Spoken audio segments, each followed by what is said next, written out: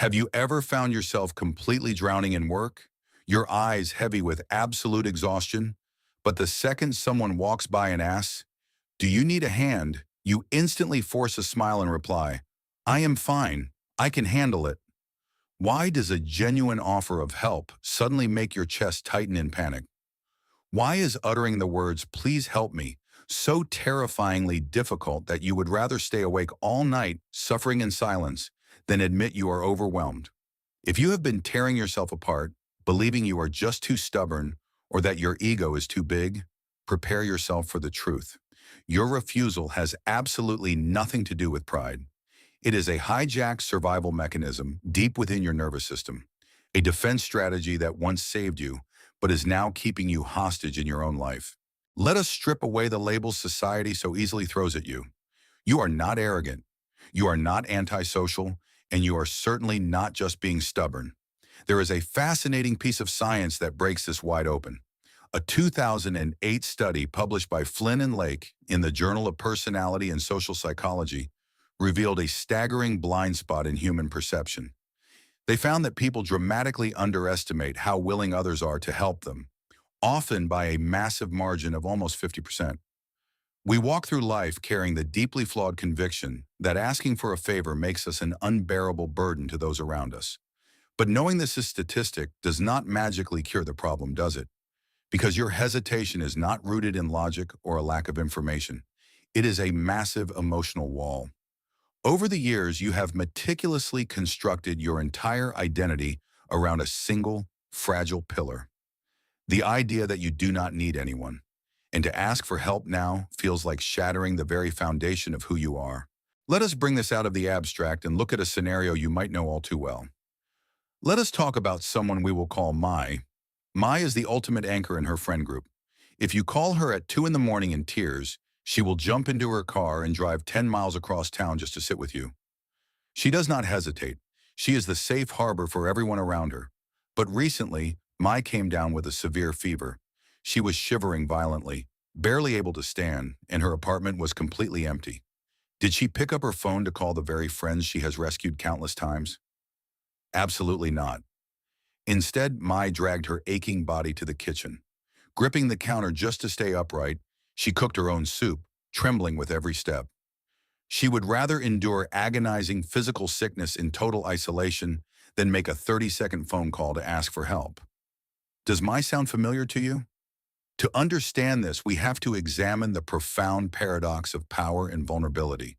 For people like Mai, and perhaps for you, giving is not just an act of kindness. It is a psychological shield. When you are the one providing help, you are inherently in a position of strength. You are in control of the situation. Giving feels incredibly safe because it maintains a predictable power dynamic. It confirms your identity as the capable, reliable one.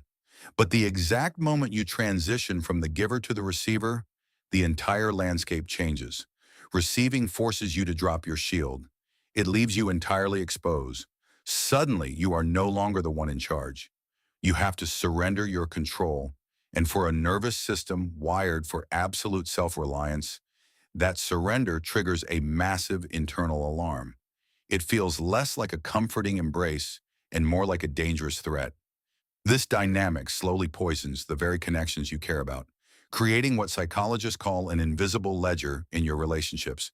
Because you are fiercely independent, your relationships inevitably become lopsided.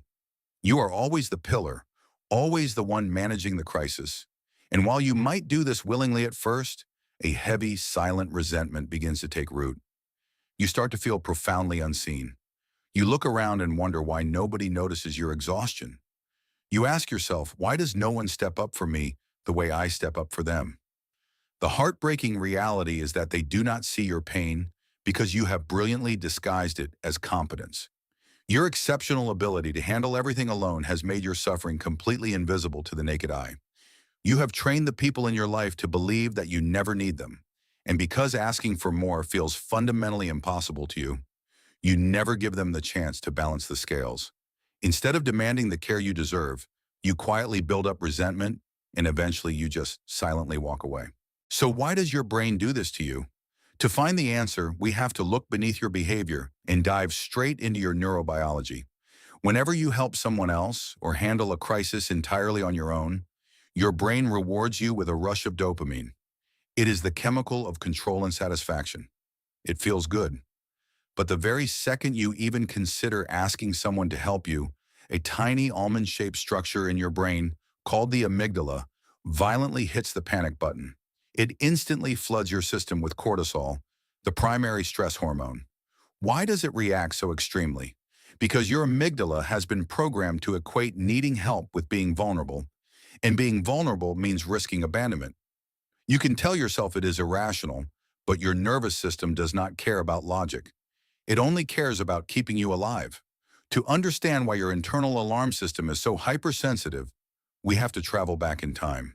Think back to when you were much younger. There was likely a defining moment, or perhaps a series of moments, when you reached out. You showed a caregiver or someone important that you were struggling. And what happened? Perhaps you were met with frustration, complete dismissal, or a cold emotional absence. Your brain, which is an absolute master at pattern recognition, immediately logged a devastating equation. Needing other people equals disappointment and danger. The pioneering psychologist John Bowlby, who founded attachment theory, called these early blueprints our internal working models. These are the silent, invisible templates running in the background of your mind that dictate how relationships are supposed to work.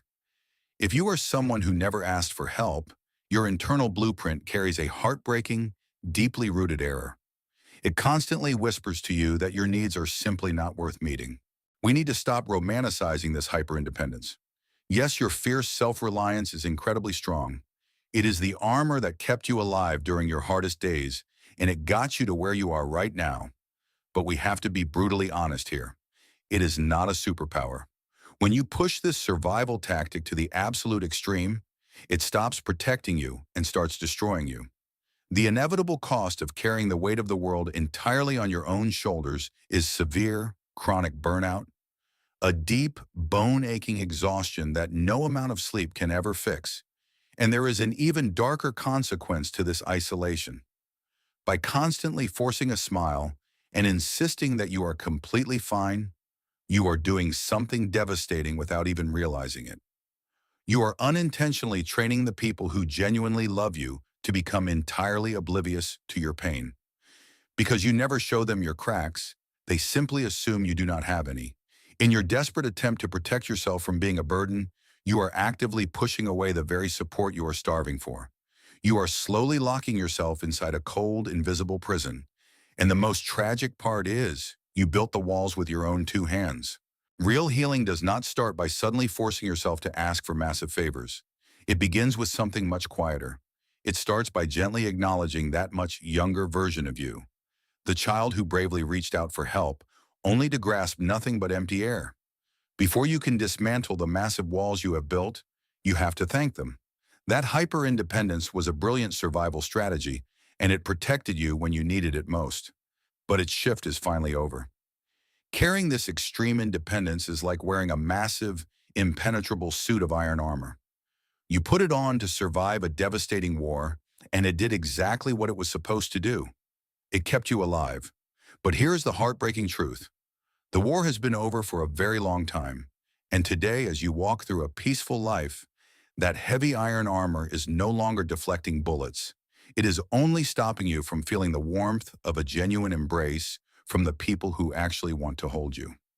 Society constantly tells us that strength is about providing.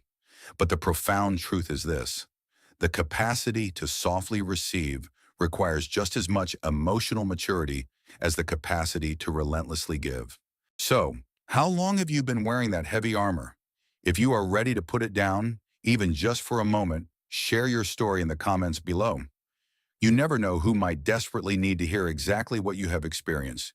If this brought you clarity, please subscribe and turn on the notification bell so you do not miss our next deep dive into the human mind. To keep exploring, click the video on your screen right now. I will see you there.